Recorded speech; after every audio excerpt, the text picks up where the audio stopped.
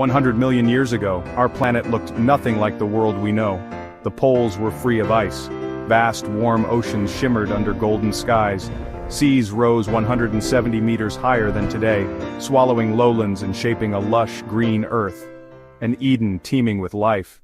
This was the golden age of the dinosaurs.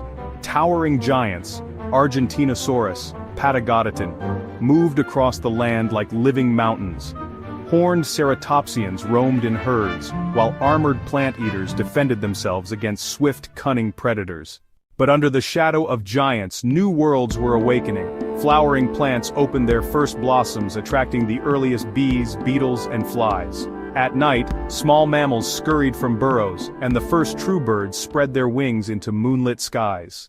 Beneath the waves, another empire thrived. Mosasaurs glided through crystal waters, apex predators of the seas.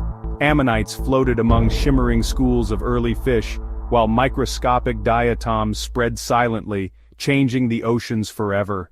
Yet the Cretaceous was not a time of calm. Deep within the earth, titanic forces stirred. Then, it came.